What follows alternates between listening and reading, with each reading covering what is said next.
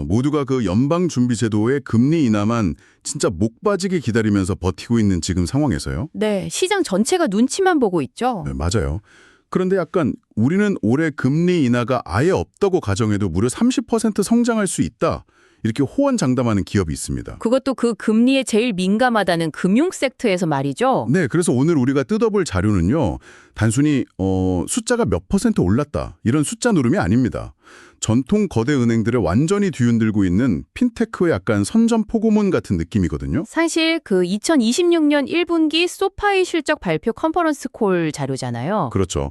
여러분, 이번 집중 탐구에 오신 것을 환영합니다. 보통 기업의 실적 발표라고 하면 되게 건조한 회계 용어들 나오고 약간 의례적인 자화자찬 섞인 분기별 의식 정도로 치부하기 쉽거든요. 약간 지루한 발표회 느낌이 나죠? 네, 근데 이 자료는 완전히 다릅니다. 지금 금융업의 기본 구조가 밑바닥부터 어떻게 변하고 있는지, 그 거대한 자본이 어디로 어떻게 이동하고 있는지를 보여주는 완벽한 진단서에 가깝습니다. 그래서 오늘 저희의 미션은 아주 분명합니다. 여러분, 이 수많은 재무 용어의 미로 속에서 길을 잃지 않고요. 이 거대한 핀테크 기업이 실제로 어떻게 돈을 벌어들이는지, 그리고 리스크는 어떻게 통제하는지 그 핵심을 뽑아내는 겁니다. 결과적으로 우리 금융생활이나 투자 환경에 어떤 진짜 의미를 던지고 있는지 파악해야죠. 맞습니다. 그래서 저는 오늘 대화하면서 계속 그 복잡한 숫자 뒤에 숨은 약간 상식적인 의문들 있잖아요. 네, 그런 걸 계속 던질 생각입니다. 좋습니다. 그럼 저는 그 의문들의 바탕으로 지표들 속에 숨겨진 패턴을 찾아보겠습니다. 겉보기엔 그냥 파편화된 데이터 같은데 이게 거시경제 트렌드랑 어떻게 딱 맞물려 돌아가는지 그 인과관계를 짚어드리는 거죠. 완벽합니다. 그럼 당장 제일 큰 그림인 그 매출부터 한번 짚고 넘어가 보죠. 네, 실적의 가장 기본이니까요. 네. 소파이의 1분기 조정 순수익이 전년 대비 무려 41% 증가해서 11억 달러를 기록했습니다. 이게 10분기 연속 흑자더라고요. 엄청난 수치죠. 근데 제 눈길을 끈 건 따로 있었어요. 회사가 이번에 처음으로 그 현금 수익, 캐시 레베뉴라는 지표를 완전히 전면에 내세웠는데 이 현금 수익이 정확히 전체 수익과 똑같은 11억 달러라는 점입니다. 그 부분이 핵심이죠. 청취자 여러분 입장에서는 약간 아니 기업이 11억 달러 벌었으면 당연히 통장에 11억 달러가 꽂혀 있는 거 아니야? 이렇게 생각하실 수 있거든요. 저도 그렇게 생각했고요. 상식적으로는 당연히 그렇게 생각하죠. 내가 10,000원어치 팔면 내 주머니에 10,000원이 있어야 하는 거니까요. 근데 회계의 세계, 특히 이 금융회사의 장부는 그렇게 단순하게 굴러가지가 않습니다. 바로 그 지점입니다. 그러니까 제가 신용카드로 누군가한테 한 1,000만 원짜리 시계를 팔았다고 가정해보죠. 네, 신용카드로 결제했죠. 그러면 제 장부상 오늘 매출은 당장 1,000만 원으로 탁 잡히지만 아직 카드사에서 정산을 안 해줬으니까 제 지갑에 들어온 진짜 현금은 당장 0원인 거잖아요. 정확합니다. 장부상 이익이랑 실제 현금 흐름 사이에 시차나 괴리가 확 생겨버리는 거죠. 약간 그런 느낌인 건데 근데 왜 소파이는 굳이 이 시점에서 우리의 진짜 현금 수익이 장부상 수익과 완벽하게 일치하는 11억 달러다. 이걸 이렇게까지 강조해서 발표한 걸까요? 이게 참 재밌는 게 기업들은 합법적인 테두리 안에서 자신들한테 유리한 회계 기준을 채택하곤 하거든요. 좀 돋보이게 만들려고요. 그렇죠.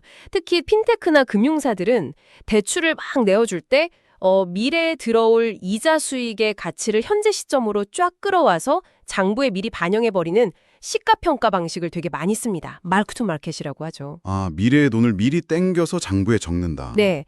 그러다 보니까 시장의 투자자들 사이에서는 항상 약간 꼬리표 같은 의구심이 붙어요. 어떤 의구심이요? 야, 저기 장부상으로는 엄청나게 폭발적으로 성장했다는데 저거 다 서류상 숫자 아니야? 진짜 수중에 쥐고 있는 캐시, 현금은 도대체 얼마야? 이런 거죠. 덩치만 크고 내실은 없는 거 아니냐? 맞아요. 그래서 소파이는 이번에 현금 수익을 투명하게 딱 공개해버린 겁니다. 우리는 장부로 회계 마법을 부리는 게 아니라 실제로 그만큼의 현금을 쓸어 담고 있다. 이 펀더멘털을 아주 단호하게 증명한 셈이죠. 증명을 해버렸네요.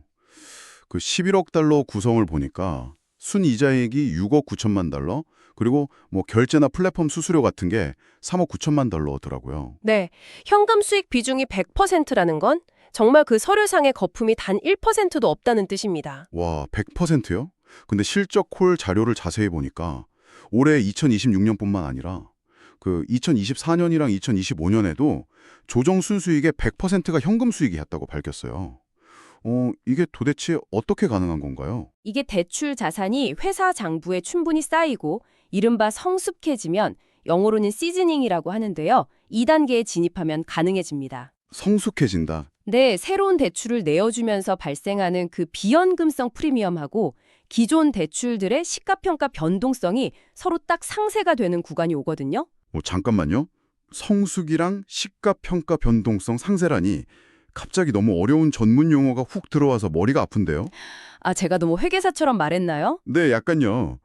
이걸 우리 청취자 여러분이 딱 이해하기 쉽게 이자 수익이라는 그 진짜 현금 그리고 장부살의 평가액 이게 구체적으로 어떻게 톱니바퀴처럼 맞물려서 돌아가는 건지 좀 쉽게 풀어주시겠어요? 아, 과수원 사업을 한번 상상해 보시면 이해가 아주 쉽습니다. 과수원이요? 사과나무 같은 거요? 네, 맞아요. 묘목을 갓 심었을 때를 생각해 보세요. 이 나무들이 당장 열매는 없지만 미래에 엄청난 사과를 맺을 거잖아요. 그렇죠. 쑥쑥 자라겠죠. 그래서 그 미래의 사과 가치를 미리 계산해서 장부상 과수원 자산 가치, 즉 비연금성 프리미엄으로 일단 크게 잡습니다. 당장 내 손에 쥔 진짜 사과는 없지만요. 아하, 당장 먹을 사과는 없어도 장부상으로는 부자 과수원인 거네요. 그렇죠. 그런데 이 과수원이 몇 년이 지나서 완전히 성숙해지면 어떻게 될까요? 나무가 다 자랐으니까 사과가 진짜로 주렁주렁 열리겠죠? 맞습니다. 이제는 매년 봄에 새로운 묘목을 또 심는 동시에 이미 다 자란 수많은 나무들에서 실제로 거대한 양의 사과가, 즉 현금 이자가 쏟아지기 시작합니다. 네, 창고에 사과가 꽉꽉 차겠네요. 그 과거에는 미래의 가치를 앞당겨서 약간 서류상으로만 덩치를 키우는 시기였다면 네, 스타트업들이 보통 그렇죠. 이제는 그 나무들이 완전히 다 자라버려서 매달 진짜 현금이라는 열매를 따박따박 떨어뜨리는 거대한 농장으로 변모했다는 거군요. 정확합니다. 시장에 대고 우리는 이제 돈을 불태우면서 꿈만 먹고 성장하는 적자 스타트업이 아니다. 완벽한 현금 창출기로 진화했다. 이렇게 선언한 셈입니다. 이야, 그게 100% 현금 수익이라는 지표가 던지는 가장 강력한 메시지였군요. 네, 투자자들 입장에서는 가장 안심이 되는 포인트죠. 좋습니다. 현금을 엄청나게 벌고 있다는 건 확실히 알겠는데요. 여기서 당연히 다음 질문으로 자연스럽게 넘어갈 수밖에 없습니다. 어떤 부분이죠? 아니 요즘같이 고금리가 계속 오래 유지되면서 대출받은 사람들 지갑이 엄청 얇아진 상황이잖아요. 그렇죠. 이자 내기도 벅차죠. 도대체 누구한테 또 어떤 방식으로 대출을 내어주길래 이렇게 안정적으로 진짜 현금을 긁어 모으고 있는 건가요? 그 성장 엔진의 작동 방식을 한번 들여다보죠. 이번 1분기 개인 대출 발생액을 보면 83억 달러로 사상 최대치를 기록했어요. 엄청난 규모죠. 83억 달러, 어마어마하네요. 근데 여기서 재밌는 건 이 83억 달러를 처리하는 방식이 딱 두 갈래로 나뉜다는 겁니다. 두 갈래로요? 어떻게 나누죠? 약 54억 달러는 자사들차 대조표, 즉 자신들의 장부에 직접 올려서 보유했고요. 나머지 약 30억 달러는 대출 플랫폼 비즈니스, LPB라고 부르는데 이 플랫폼을 통해서 파트너들한테 넘겨서 처리했습니다.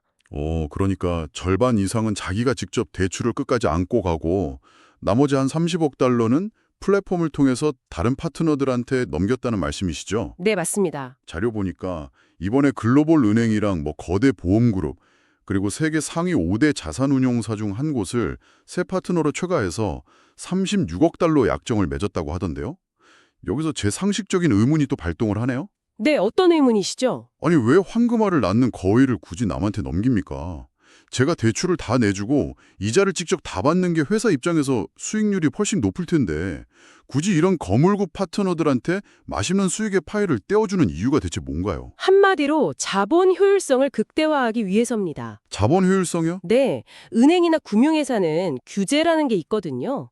자신들의 장부에 대출을 직접 보유할 때는 혹시 모를 위험에 대비해서 반드시 일정 비율의 자기 자본을 쌓아두어야 합니다. 아, 돈을 빌려주려면 내 금고에도 현금이 어느 정도 채워져 있어야 한다는 법적인 제한선이 있다는 거군요. 정확합니다. 그래서 직접 대출을 다 안고 가면 물론 이자 수익은 달콤하죠. 하지만 그만큼 내 자본이 꽁꽁 묶이게 되고 결국 대출 한도에 금방 턱 밑까지 차오르게 됩니다. 성장의 한계가 온다는 거네요? 그럼 대출 플랫폼 비즈니스, 그 LPB라는 건 뭔가요? 이건 완전히 다릅니다. 이 방식은 소파이가 자기 자본을 거의 단 한 푼도 쓰지 않는 아주 가벼운 자본 경량화 모델, 그러니까 캐피털 라이트 모델입니다. 아, 내 돈을 안 쓴다고요? 네, 글로벌 은행이나 대형 자산운용사의 돈으로 대출을 내어주게 연결만 해주고 소파이는 그 중간에서 중개 수수료나 플랫폼 이용 수수료만 쏙쏙 챙지는 거죠. 와, 내 자본은 하나도 안 묶인 채로 수수료가 들어오면 그 자기 자본 이익률, ROE라고 하죠. 그게 폭발적으로 상승하겠네요. 그렇죠. 게다가 대출자가 돈을 못 갚는 부도 리스크도 파트너가 다 지게 되니까 리스크 관리 차원에서도 엄청난 이득입니다. 근데 듣다 보니까 또 궁금한 게 그럼 그 거물급 파트너들 입장에서는 왜 굳이 소파이를 통하는 걸까요? 아니, 거대 글로벌 은행이나 세계 5대 자산운용사쯤 되면 자기들 돈도 넘쳐나고 규모도 엄청난데 굳이 자기들이 직접 개인들한테 대출해주면 되는 거 아닌가요? 수수료도 아끼고요. 그게 바로 핀테크가 가진 테크놀로지와 그 플랫폼 장악력의 무서운 차이입니다. 기술의 차이다. 네, 거대 자산운용사나 전통은행들은 엄청난 자본을 굴리는 건 잘하죠. 하지만 스마트폰 앱 하나로 그 젊고 소득이 빵빵한 우량 고객들을 수백만 명씩 아주 저렴한 비용으로 쫙 끌어모으는 재주는 없습니다. 아, 고객을 모으는 그 접점이 부족하구나. 맞아요. 그들의 고객 확보 비용, CAC라고 하는데 전통적인 영업망을 거쳐야 해서 비용이 엄청나게 비쌉니다. 지점 세우고 직원 고용하고 해야 하니까요. 반면에 소파이는 어때요? 엄청나게 편하고 예쁜 앱 UI, 그리고 여러 가지 매력적인 금융 서비스로 이미 훌륭한 생태계를 딱 구축해 놨잖아요. 스마트폰 켜면 바로 대출되니까요. 네, 그러니까 자본은 넘쳐나는데 고객 접점은 없는 거대 금융사들. 그리고 반대로 고객 접점은 완벽히 장악했지만 자본 효율성을 높여야만 하는 소파이. 이 둘의 이해관계가 그냥 완벽하게 톱니바퀴처럼 맞아떨어진 겁니다. 그러니까 약간 핀테크 기업이 그 늙고 무거운 전통 금융사들의 최전선, 프론트엔드 영업망 역할 완전히 대신해주고 있는 거예요. 딱 그겁니다. 경제가 막 좋을 때는 내 장부에 직접 올려서 이자를 왕창 빨아들이고 약간 자본 여력을 관리해야 하거나 경제가 불안할 때는 파트너들한테 대출을 쏴주고 안전하게 수수료만 챙기는 그야말로 완벽하게 다각화된 하이브리드 엔진이군요. 아주 정확한 요약입니다. 네. 그런데 대출 규모가 아까 83억 달러 사상 최대라고 하시니까 솔직히 마음 한구석이 좀 불안해지는 건 어쩔 수 없습니다. 빚잔치 하는 거 아니냐는 우려죠. 네, 뭐 이렇게 돈을 많이 빌려주다가 못 갚는 사람들이 우르르 쏟아지면 어떡하지? 이거거든요. 신용 리스크 데이터를 보니까 개인 대출자 평균 소득이 15만 4천 달러예요. 하나로 치면 2억 원이 넘죠. 네, 그리고 파이코 신용 점수가 745점이고요. 특히 학자금 대출자는 무려 16만 1천 달러 소득에 신용 점수가 767점이더라고요. 엄청나게 돈 잘 버는 우량 고객들이긴 한데 맞아요. 미국 신용평가 기관 기준으로도 거의 최상위권에 속하는 탄탄한 고객군입니다. 그런데요. 여러분이 만약에 이 회사의 은행장이라고 한번 생각해 보세요. 아무리 고소득자한테 돈을 빌려줬다고 해서 이게 무조건 안전할까요?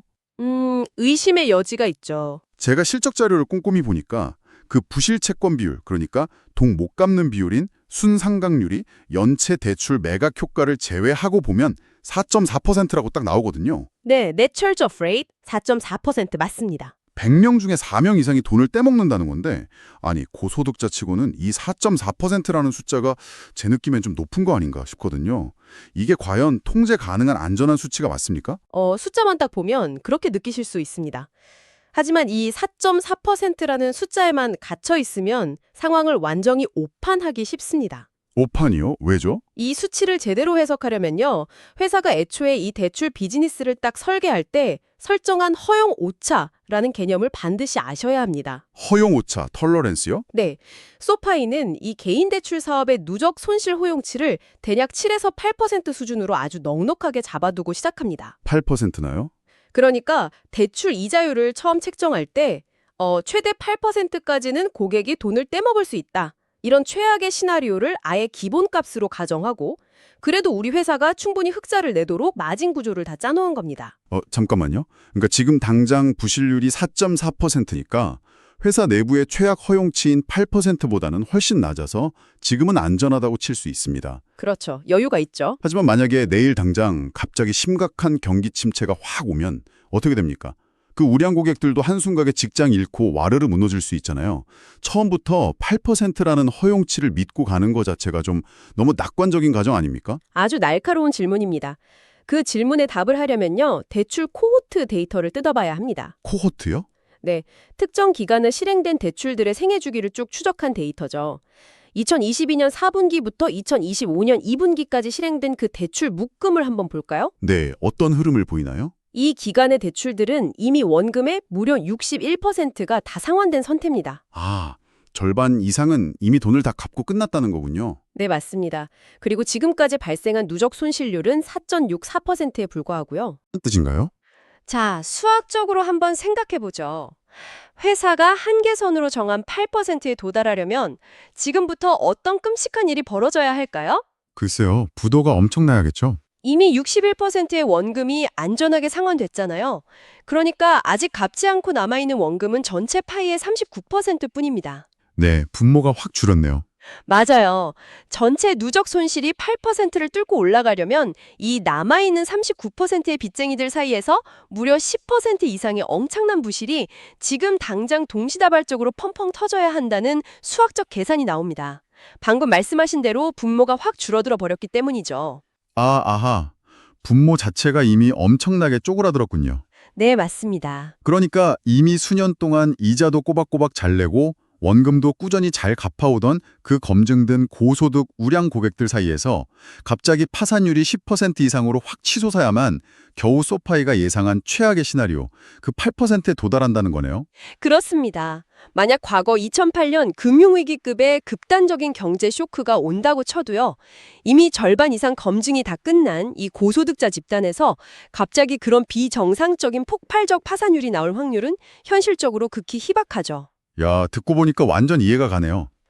그래서 결론적으로 4.4%라는 상각률은 위험한 게 아니라 회사가 아주 여유 있게 충분히 통제하고 리스크를 압도하고 있는 수치라는 결론이 명확하게 나오는 겁니다. 이게 단순히 돈을 막 많이 빌려주고 끝이 아니라 아주 철저하게 데이터에 기반해서 리스크의 허리띠를 꽉 쥐고 통제하고 있다는 게 숫자로 딱 증명이 되네요. 네, 숫자는 거짓말을 안 하죠. 이렇게 양질의 대출을 꼼꼼하게 쥐어짜며 관리하고 있다는 걸 시장의 투자자들도 당연히 알고 있을 텐데요.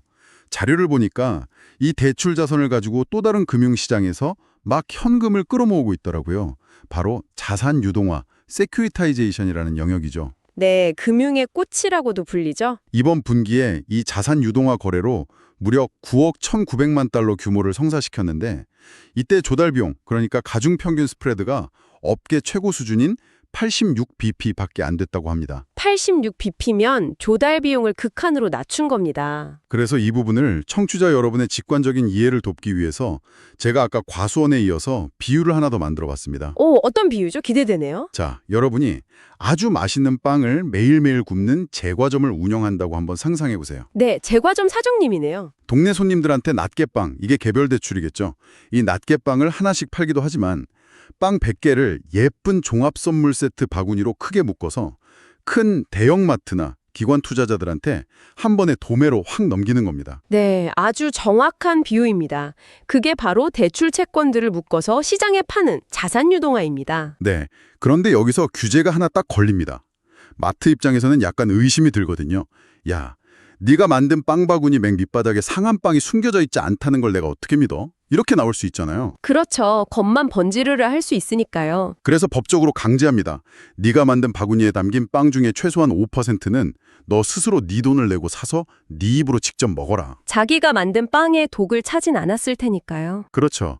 이 비유가 자료에 등장하는 그 5%의 수직적 지분, 머리컬 슬라이스를 소파이가 자기 돈으로 직접 투자했다는 의미랑 일맥상통하는 거 맞습니까? 예, 품질 보증서 역할을 하는 그 법적 규제 요건을 아주 찰떡같이 짚어주셨습니다. 아, 다행이네요. 그런데요, 여기서 월스트리트나 금융업계 관계자들이 진짜 경악하는 진짜 중요한 포인트는 규제가 아니라 그 다음입니다. 그게 뭔데요? 보통 대형마트, 즉 깐깐한 기관 투자자들은 제과점 주인한테 법적 규제 말고도 사적인 계약 조건을 하나 더 세게 요구합니다. 어떤 얄미운 조건이죠? 만약에 우리가 빵 바구니를 배달받고 딱 열어봤는데 빵이 한두 개 상해 있거나 불량품이 나오면 그 첫 번째 손실은 무조건 만든 사람인 네가 100% 전액 다 물어내라. 헉, 이걸 금융 전문 용어로 수평적 위험, horizontal risk라고 부르고요. 다른 말로는 첫 번째 손실, first loss라고도 부릅니다. 아, 수평적 위험. 비유하자면 빵 바구니가 트럭 타고 배달 가다가 막 흔들려서 맨 위에 있던 빵 몇 개가 찌그러지면 그 찌그러진 빵들의 손실은 무조건 제과점 주인이 100% 독박을 쓰고 물어낸다는 완전 불리한 계약 조건이군요. 맞습니다. 만든 놈이 책임져라 이거죠. 그런데 이번 실적 자료를 자세히 뜯어보면요.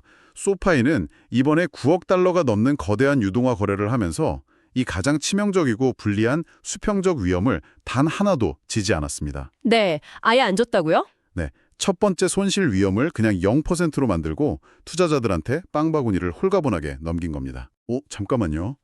제일 위험한 그 첫 손실을 제과점 주인이 나 책임 안 져, 배째라 이렇게 배짱을 부렸는데도 시장의 그 까다로운 대형 마트, 투자자들이 그 빵바구니를 군말 없이 사갔다고요? 네, 사갔습니다. 아니, 일반적인 서브프라임 모기지 사태 때처럼 막 불량 대출을 폭탄 돌리게 하는 거 아니냐 이렇게 엄청 의심받을 수도 있잖아요.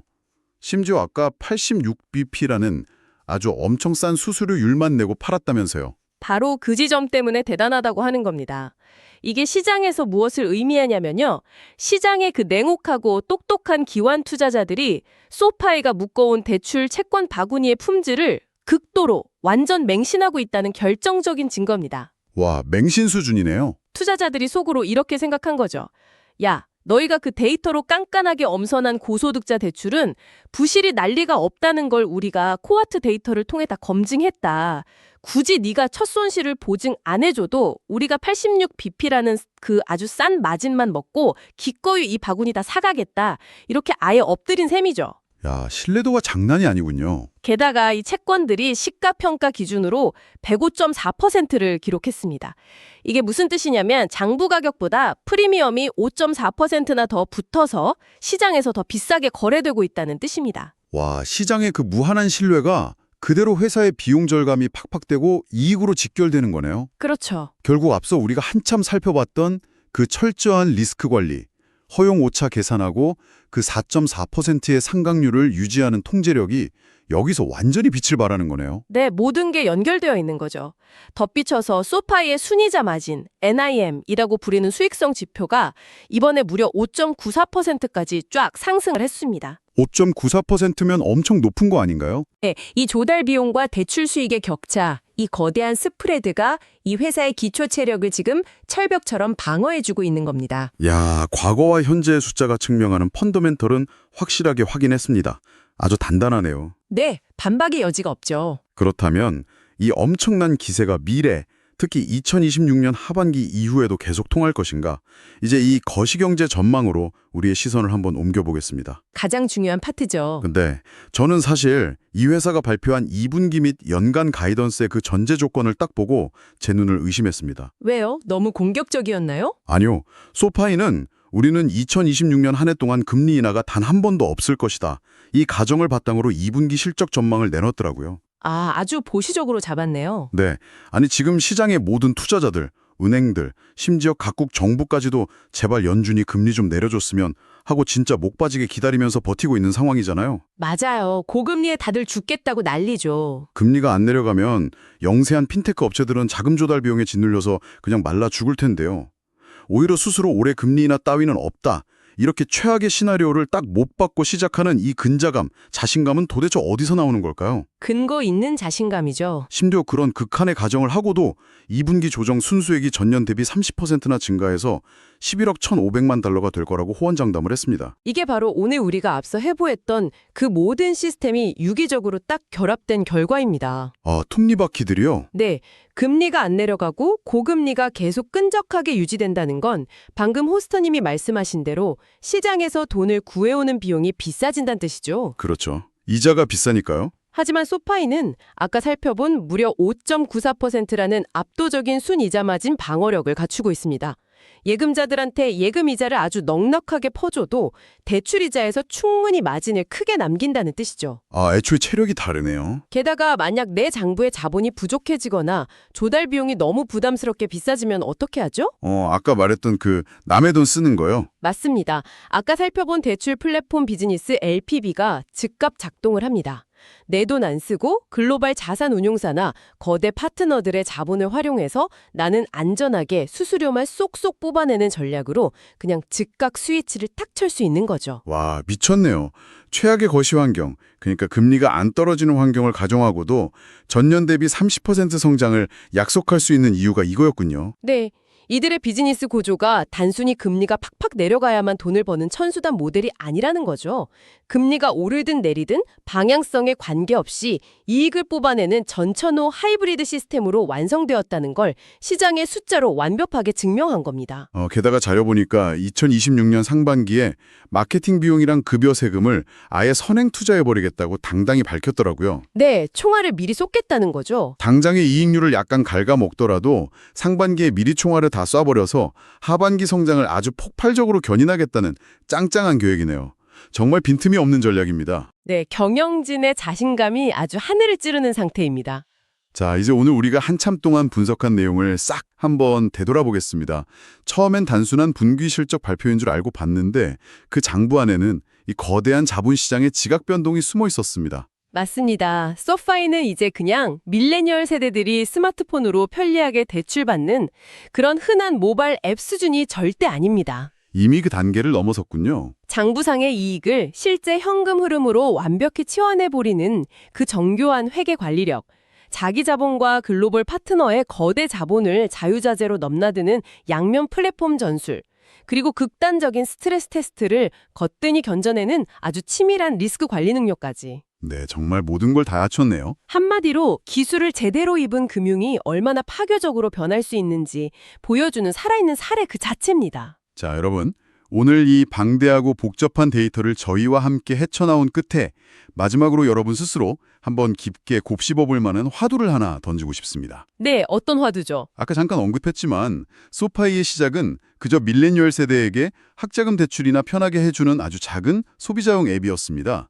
하지만 오늘 우리가 이 복잡한 장부 속에서 확인한 진실은 완전히 달랐죠. 완전히 진화했죠. 이 회사가 어느새 거대한 글로벌 은행, 그리고 최고 수준의 세계적 자산운용사, 또 보험사들에게 최고 품질의 대출 자산을 콸콸 공급해주는 초대형 파이프라인으로 진화했다는 사실입니다. 네, 금융의 도매상이 된 거죠. 그렇다면 머지않은 미래에 우리가 아는 그 묵직하고 전통적인 대형은행과 이런 혁신적인 핀테크 기업의 경계는 결국 완전히 흔적도 없이 사라지는 걸까요? 이미 그 경계가 무너지고 있죠. 아니면 더 나아가서 이 핀테크 기업들이 단순히 은행과 앞에서 경쟁하는 수준을 넘어서 거대 은행들을 보이지 않는 뒤에서 조종하고 그들에게 수익 모델을 먹여 살려 공급해주는 진정한 금융의 보이지 않는 인프라가 되어버리는 걸까요? 아, 무서운 통찰이네요. 은행이 핀테크의 하청업체가 될 수도 있다. 맞습니다. 이게 단순히 내일 누군가의 주식이 오르느냐 마느냐 그런 얄팍한 문제가 아닙니다. 미래의 거대한 금융 권력이 어떻게 뒤바뀌고 있는지 오늘 우리가 함께 살펴본 이 딱딱한 데이터베이스 속에 그 해답이 아주 선명하게 숨어 있을지도 모릅니다. 네, 아주 중요한 관전 포인트입니다. 오늘 저희가 던진 이 질문을 바탕으로 여러분 스스로 이 시장의 변화를 한 번 더 깊이 탐구해 보시길 바랍니다. 앞으로의 행보가 정말 기대되네요. 오늘의 집중 탐구는 여기까지입니다. 끝까지 함께 해주신 여러분 감사합니다. 감사합니다.